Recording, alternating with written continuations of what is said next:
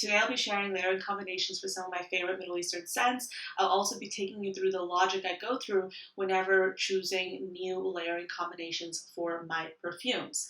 So without further ado, let's get started. But if this is your first time watching, hello, my name is Anya. I love perfumes and I publish videos every single Wednesday along with bonus videos in between. I'm first going to start off with Alia, a new addition to my collection and one of my favorite scents of the moment.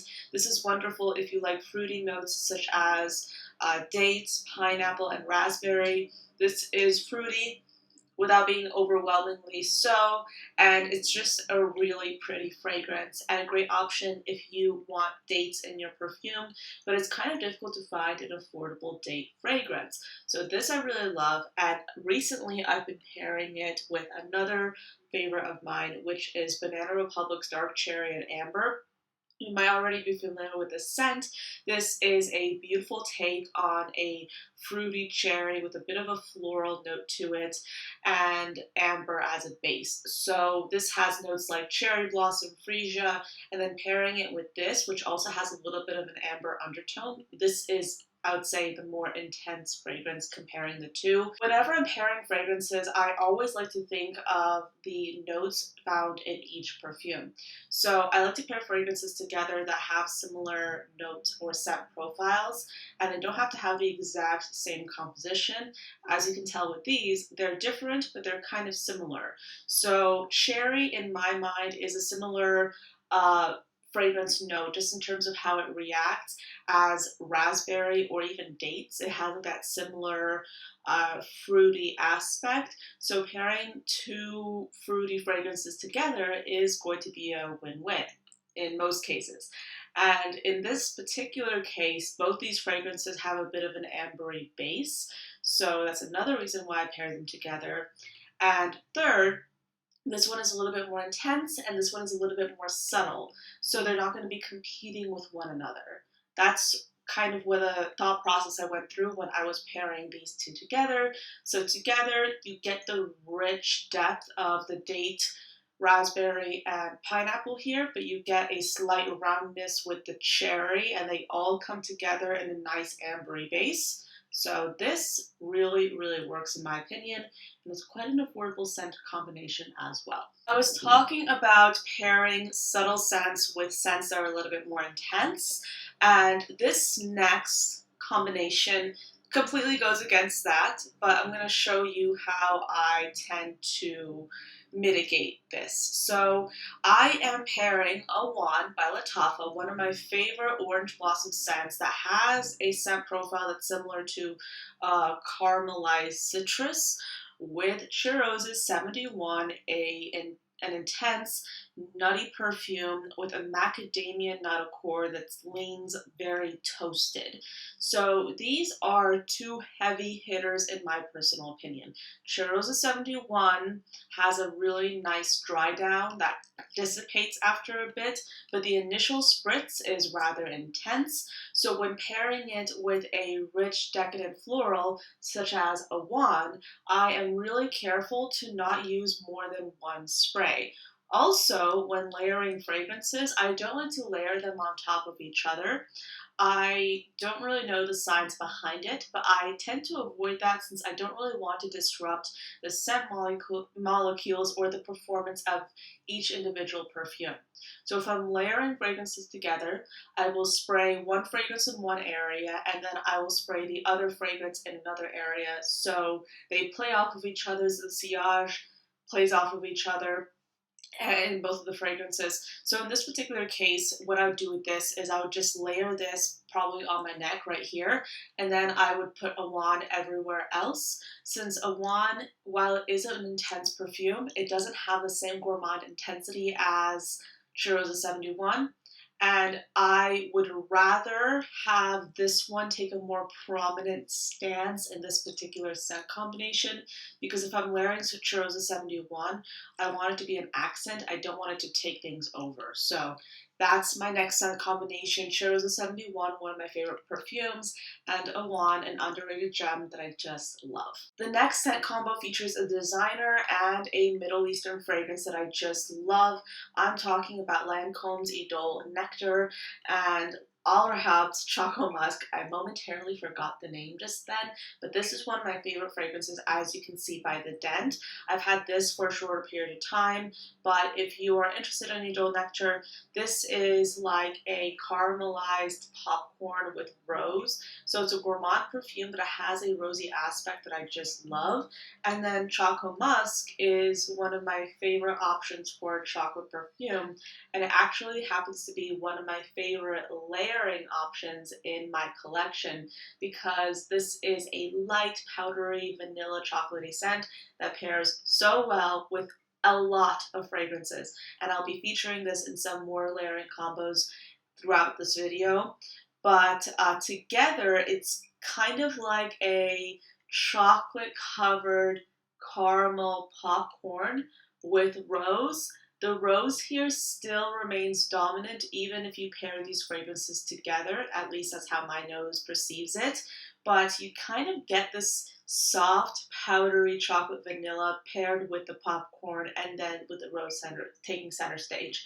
So it's a bit of a combination. Let me just spray it onto my skin again because I was testing this out for the video and I kind of want to refresh my memory once again. So as you can see, I sprayed it here, and I'm just going to spray Idole Nectar right beside it, but not on top of it. So yeah, you get like a light powdery sensation with the chocolate. If I wanted the chocolate note to feature more prominently, I'd definitely overspray this, and I'd do maybe 1 or 2 sprays of Idole Nectar. But together, it's an interesting scent combination that I quite love. So it features more notes that I really love, such as caramel, chocolate, a bit of that popcorn gourmand, and you have that beautiful Idole Nectar rose there as well. So Choco Musk and Lancome's Idole Nectar. Another fragrance that I absolutely love happens to be Lattafa's Nebras, and I have not 1 but 2 scent combinations to share with you here today that I actually came up with way like a year or so ago when I first bought this fragrance because I was obsessed with this perfume when I first got it. I still love it, but I wore this a lot last year. This is a cocoa fragrance with vanilla, and it also has some red berries and mandarin. This is such a gorgeous gourmand fragrance. I already mentioned that Choco Musk has a bit of a powdery cocoa vanilla scent, and this one is not the same chocolate to my nose.